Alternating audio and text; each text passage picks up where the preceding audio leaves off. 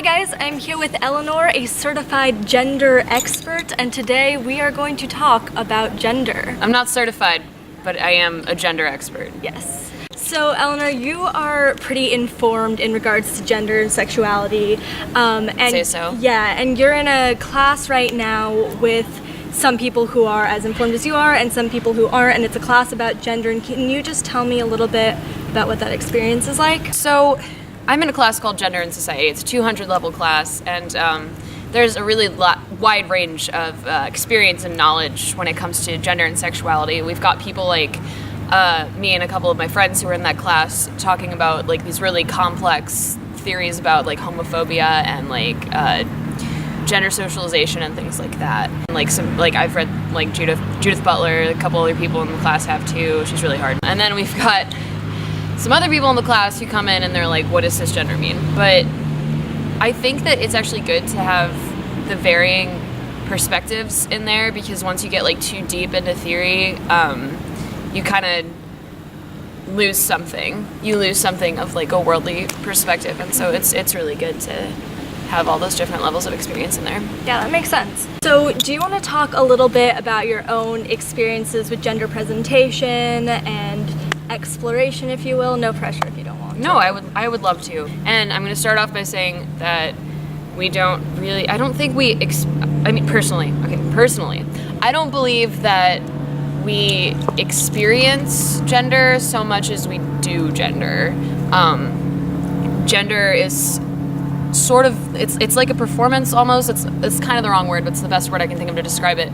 And it's something that is socially reinforced in every single interaction that we do, like throughout the day, like with each other, with like the media, with anything. And so last year I identified as a trans guy, and I feel like part of the reason that I did that is because I felt that I was doing being a girl incorrectly. Now, part of this gender theory is that if you do gender correctly, you get social rewards, and if you do it incorrectly, there are consequences. And the consequences for me were me feeling disconnected from fellow women when I was in high school, and also disconnected from myself and not at home in my body. And so I thought that the answer to that was that I was just a binary trans guy, and I'd been looking at this whole thing wrong the whole time. And what I realized when I was presenting as male is that I almost constructed like a whole new personality based on the idea of what I thought my like authentic self was, which was really me just making up, okay, what would I be like if I was a guy? And I feel like it wasn't really me at all. And so over the summer, I thought about it a lot, wrote about it, talked about it with my mom especially, and I feel like now I've just decided that I don't really need a label to define myself. I'm not going to try to like do anything anymore. I'm not going to try to construct a personality to fit in with either binary gender, but I'm also not going to ignore my lived experience as a woman growing up, being socialized as a woman, because I think that's really important as a facet of my personality. I think that we can all agree, or at least people who study gender can agree, that at its basis level it is a social construct. Mm-hmm. That's what most sociologists tend to think. Yeah. So when I was in high school, I didn't think much about gender at all, but I knew that I did not really feel like a girl. I didn't think of myself as a girl. And I actually have a recollection of sending a text message to one of my best friends saying, at this one particular day, I think I'm going to try and be a girl now.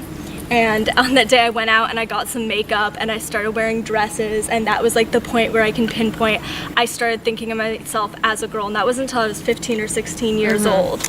And up until that point, I mean, like, I used she, her pronouns. I knew that other people thought of me as a girl, but I did not feel like a girl. And now I do, and it just sort of reinforces the idea of fluidity, because now I very much feel like I'm a girl. I fulfill whatever roles girls fill in this society, but I also recognize that, like, growing up, I didn't feel that. Yeah, and I think that has a lot to do with the way that we're expected to do gender, like I was talking about before. I had a very similar experience when I was in high school. Like every single year I thought to myself, okay, this is the year that I'm actually gonna be a girl, and this is the year that I'm gonna like get pretty, and like this is the year that I'm gonna fit in with all the other girls. It never really happened, because there's just a sense of disconnectedness, even when you're doing your gender correctly, but it's not really being true to yourself. It's like, to use an expression that my gender therapist used once, it's like you're stretching a rubber band like further and further and further, and it's got so much tension, and eventually it's just going to snap back. But I think there comes a point in your life where you realize it's a hell of a lot more complicated than that, and you basically just have to do you and engage whatever way makes you comfortable with gender, and just really, like, the answer, can I swear? Am I allowed to swear? Go ahead. The answer is to just not give a fuck. Is really the main thing. And that's really hard to do in a society that puts as much emphasis on performing gender correctly as we do, but you'll be a lot happier if you stop giving a fuck. Yeah, I can definitely get behind that. I'm itchy. Florida. Alright guys, thanks for watching. I will see you next week. Bye.